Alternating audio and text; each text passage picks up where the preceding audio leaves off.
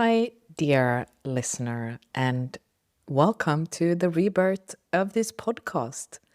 I am so happy to be here with you again and to welcome you to the evolution of this space. So, maybe you already saw it in the title Growing Down has become growing down and rising up, a place to breathe soul into your business and your creative projects. So, a lot of things have happened in my sphere since I recorded the last episode of Growing Down in October last year, 2025. And I'm pretty sure a lot of things have happened in your life too. And you might want to take some time after this episode to reflect on that. And I'll share some reflection prompts at the end of this episode. So just make sure to listen all the way through.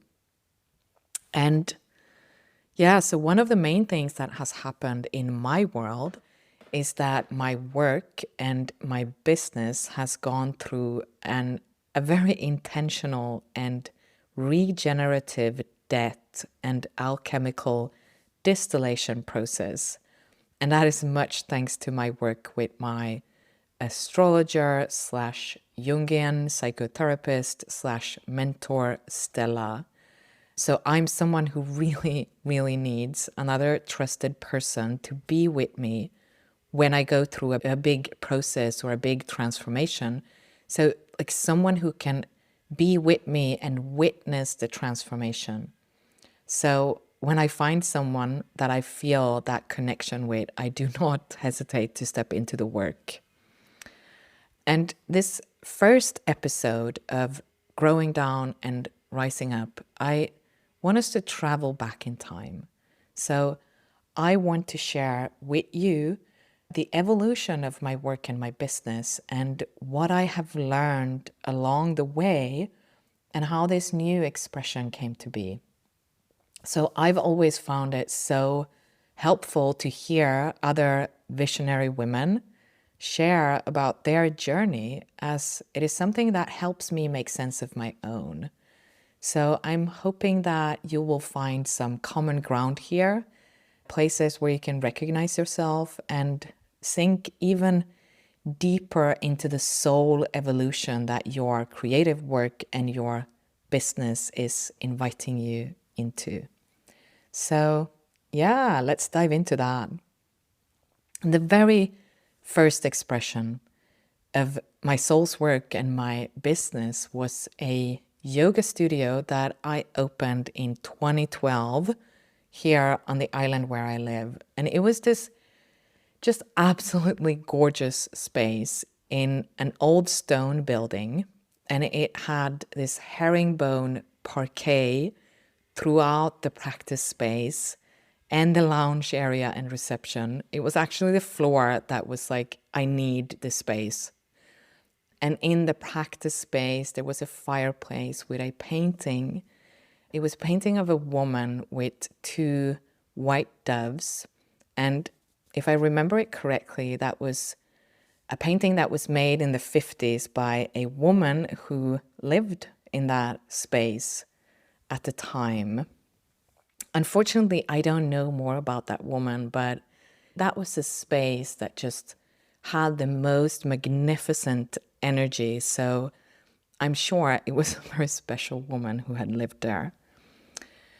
So anyways, I started a business, and I had previously worked as a project manager for a marketing consultant company. So the world of business was not entirely new to me.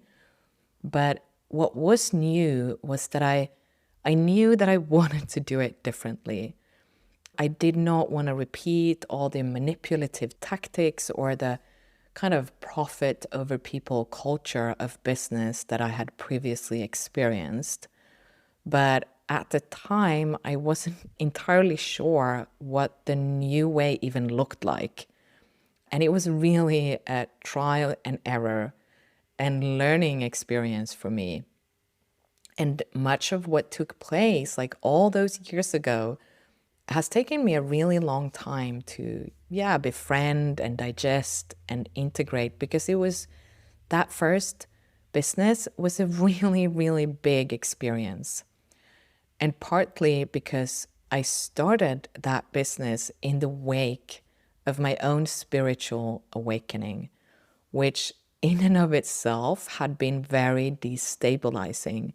So there was like a lot of things going on for me at the time. And I opened the studio because I so deeply wanted to be of service. And I wanted to help and in any possible way alleviate just some of the suffering I could see in the world around me. But at the same time, I was like in my own deep healing process, which I honestly, at the time, I didn't give as much space as it deserved. So I was doing this very classic thing of supporting everyone around me with the thing I myself needed the most. And at the same time, there's more to that, because my work and my business has always been, even since the first opening, has been a big part of my own soul journey and evolution. So everything has happened and unfolded in just like this perfect and divine timing, and it just couldn't have happened any other way. And being of service and really pouring my heart into that studio, despite feeling like I had no idea of what I was doing and feeling really insecure a lot of the time, it was still all worth it, because I learned so much about how I want to do things and what is really, truly important for me in my work. And I'm just going to add in a little side note for any astrology nerds here. I have my midheaven and north node conjunct almost right in the middle of my 10th house in Cancer. So the 10th house is the house of vocation and work and legacy. And the midheaven is like, it's the 10th house. And the north node is the place of your soul evolution. So work and vocation is really a big part of my personal soul journey. And I mean, I had that studio for 6 years, and towards the end of the journey, it was doing, like, financially, it was doing great. I was making 6 figures a year, or the studio was making 6 figures a year, which was really good money for a small boutique studio in a town with a population of 10,000 people, on an island with a population of only 30,000 people. So yeah, it was doing great. And I felt like I had mastered the systems and structures, and I was clear with my time and my energy, and I had good boundaries in place. But what I still wasn't clear on was my future vision. And I remember that right at the edge of my unconscious, there was this voice that occasionally whispered about women and business, but it just felt so far out that I wasn't even paying attention. I wasn't listening. And when I closed the studio in November of 2018, it was because I knew I had to make space for something new in my life. I wasn't yet sure like what this new was, but I could feel it coming, and I wanted to create space to be able to receive it.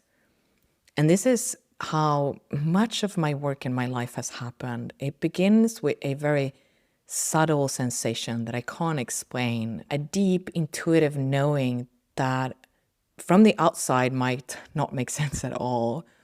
And even the studio began in the same way. It was one morning I was stream of consciousness writing, and I wrote that I want to open a yoga studio. And a bit later, maybe it was a month later, I walked past the building where I later opened my studio, and it had this sign in the window that said "for rent." And I just felt this strong pull towards the front door. It was almost like it was begging me to just kind of see it. And I saw it and I said yes. And 6 months later, I had a yoga studio, or we had a yoga studio, me and the soul of my work and the soul of that place. And I shared recently with my mentor, Stella, that I never really gave myself credit for what I created when I opened the studio, and how difficult it was for me during that time to kind of receive any praise from the community there. And much of that was because it didn't feel like it was me doing it. I was a conduit for an energy or a spirit so much bigger than me. I was a channel or a messenger, like not the main character of the story. But I have accepted the fact that I was part of the creation. It was a co-creation. And of course, without me, it wouldn't have happened. And I am very, very proud of myself for everything I did, all the brave steps I took to manifest the vision of that spirit, of the soul of the studio, of my work. And so, yeah, I closed the studio to make space for something new. Literally, the day after I had cleaned out the space, I was on a flight to Bali to host a retreat there and to assist my teachers, Tara Judell and Scott Lyons, at Embodied Flow trainings. And meanwhile, a new practice space was being built in my own house, in my own home. And so we live in this old house that used to be a village shop in the beginning of the 20th century. And so at the back of the house, there was this big storage space that we then rebuilt into a yoga space. Or we didn't do it. My partner and some contractors did whilst I was in Bali working. And so at the time, I thought, okay, so this new thing that I'm making space for is a life as a traveling international yoga teacher, just living the dream, which was what I had planned out for the coming 2 years. I had some trainings and I had retreats in Bali and India and Greece. And yeah, that was like, that's what I'm going to do. But that was not the thing my soul had planned for me. Because in April of 2019, just a little over a month after I had returned back home from Bali, I found out that I was pregnant. So I was pregnant at the age of 36, just about to turn 37. And it was not at all in my life plan. I had like no desire to become a mother. And that second blue line on the pregnancy test, it just really pulled the rug from underneath my feet. I can remember that moment because I had, like, my period was late, I think a week or something. And I was like, I'll just do a pregnancy test, but I'm not pregnant. Like, I can't be pregnant. That's not in the plan. And I just remember as I was sitting there and I saw that second line and I was like, what the fuck? And I considered abortion because I did not feel cut out to be a mother. But what I did feel was this, I had this deep longing to experience pregnancy and childbirth. So I know it might sound weird to some people, but as a human being with a womb, I really didn't want to miss out on the opportunity to experience the magic of giving birth. So I thought, let's just take one manageable step at a time. Like one step at a time. I might not feel ready to be a mother yet, but I feel ready to experience pregnancy. Not just ready, like I desire that experience. And that is the first step. And this is something that this wild experience of becoming a mother has really taught me to take one step, one breath at a time. And it might sound very graceful, but it has not always been very graceful. Most of the time, it has been just a beautiful, wild mess for me to surrender into. Because this little magnificent human being that grew inside my womb has really claimed the space I created for him in my life. If you remember, I closed my studio to create space for something new that I could feel on the horizon, something that was about to enter my life, and that something was my little Ruben. And with his arrival, everything changed. Like the international traveling yoga teacher dream was offered back to source. It was buried in my garden to decompose and become fertile soil for the seed of Sorceress Path, which is the new name of the expression of the work that I'm now channeling. And I just want to point out here that the traveling yoga teacher dream wasn't buried because I thought that it's something one can't do with a child. I had prepared to go ahead with that plan. I had retreats planned in Greece and Bali for 2020 and 2021, and we were going to travel as a family. And I was going to work and my partner would be on parental leave. But then the whole COVID shenanigan put a stop to that. So I did what so many other yoga teachers and somatic practitioners did during that time. I shifted much of my work online, which was something I had already kind of loosely thought about as an alternative to be able to work remotely. And I did have my very dedicated local community still coming to my home space, but I knew I wanted to build something that could reach outside of the island. I didn't want to be the local yoga teacher or embodied facilitator anymore.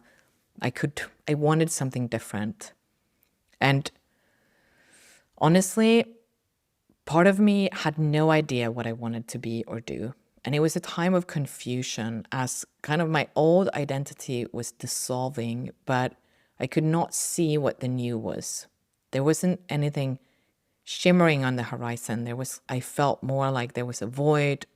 It was dark. And this time I did not trust it the way I had trusted the studio being birthed or trusted my son's arrival. I could feel that this was a big shift, a massive one. It was like the underworld was calling, and not in a very seductive or enchanted way. It was calling me into the really deep, dark places. And it was a time for me to dig my hands into shit, into the places I had tried to ignore, and into feelings I really, really did not want to feel.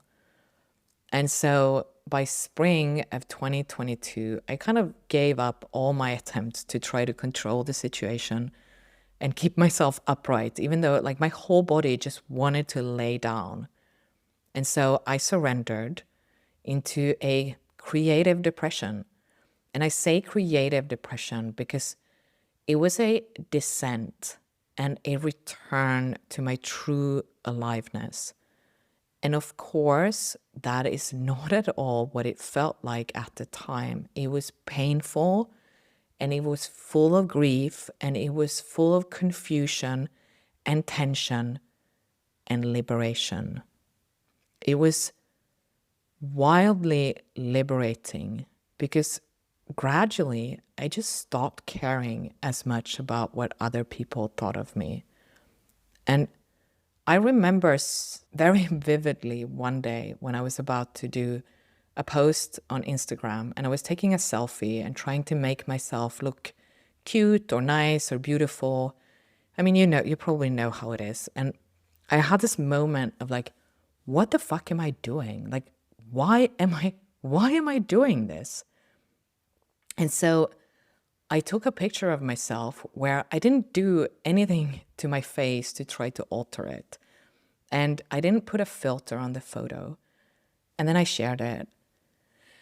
And it really felt like I broke a spell at that moment. A spell that I had been under at least since I was a young teenager and probably since way before that. The spell of patriarchy. And in that moment, when I made that choice, I began to heal my relationship with my pre-teen self, my 11-year-old self, before she was cast under the spell completely. And she was so fucking proud of me in that moment. And I made a promise to her. I made a promise that I would never abandon her, that I would be standing with her, and I would be standing up for her no matter what. So, do you remember your preteen self? What was she like? I remember my 11-year-old self. She was such a badass. She was fucking strong and proud, and she really thought that she could be anything and she could do anything. And she refused to play by the rules of patriarchy. And she was creative and full of ideas and imagination. And then came the teenage years. And even though she has always been there, there have been just so many layers of performance and rules placed on top of her. And so what followed that 2022 surrender were years of tending to myself. That first year, I have named my year in bed. I spent a lot of time in bed, just being in my body, dreaming and letting my imagination just roam freely and feeling, like really feeling myself and all that was bubbling inside of me. So this was not a time for action. This was a time of regenerative death. And I knew there was work that wanted to be done through me, and parts of me were so eager to get started. So I think it was at the end of 2022 or at some point, it's all kind of blurry. But I joined this business program called Marketing for Hippies. And I had like a big whiteboard in my study where I was just like trying to make sense of the threads. And it was a big, big mess. And it was a mess because there was a message that I didn't want to listen to. And that message had been there already during the end of my time with my yoga studio. And it was the voice that was whispering about women and business. And it was kind of whispering from the outskirts of my conscious realm. But I was ignoring it and trying to build something else instead. And it didn't work. So I'm going to be honest here. In 2023, when the soul of my work said to me that my work is to support visionary women who are building their own businesses and creative work to channel their soul's work into the world, that my work is to support them with the inner work and the invisible work and all the things happening behind the scenes. When I heard that message, I was like, I can't do that. I can't possibly do it. I don't have the skills for it. I don't have the experience for it. It's like, you can't ask that of me. And I thought, like, my idea was, I have to first build another business that is financially successful before I can build the business where I support other visionary women with the invisible and inner work that makes the visible work possible. And so I'm sure the soul of my work was just like, God. Anyways, it kind of responded that it's my work to find out what I do know and in what ways that is deeply needed in the field of business and creative work. And I want to add here that for me, business is creative work. And so what followed were years of me being just in several different business programs where I was trying to figure out how to build this business that I didn't want to build so that I could build the work that I do wanted to build. Did you follow? The beautiful thing with this is that I got to do a lot of the invisible work, and I got to learn a lot about the inner work, and I got to learn and put into practice through my own trials and errors and endless studies what I'm here to channel and offer. And of course, the invisible work is that's the energetic work and the emotional and the somatic and the shadow and the mindset works that supports you to be the channel. And it's also the systems and structures behind the scenes that becomes the channels through which your work can flow with more ease. So the invisible work is this beautiful coming together of the logical and pragmatic and the creative and imaginative. And it took me 3 years from the first time that I really heard the message from the soul of my work before I fully accepted it. And those 3 years were 3 years in school. I was learning. And during that time, my business had no name, it had no brand, it had no niche, it had no direction. And that was exactly how it was supposed to be. Although, if you ask my 3 years ago self, I mean, she didn't exactly agree with that. So during this whole time, of course, there has been parts of me fighting against this, wanting not clarity, but certainty. And there is a big difference between clarity and certainty. Clarity is that one step, one breath at a time. Certainty is knowing exactly what will happen, and that is unattainable. But I've supported all those parts that's been kind of like, oh, we want to know. I've learned to support those parts through the process. And during this time, my most valuable teacher during these years has been my garden. I've been growing soil in my garden. My greenhouse has been an alchemical laboratory where I've explored the best ways to decompose kitchen scraps and horse shit into really good soil. And the guardian of my garden is a big fat mama toad, and we've been communing with each other during the summer months. And then when the days have grown shorter and the dark blanket of winter has settled, it has been Moon who has been waking me up at night to go outside and look at the stars or to write poetry or paint.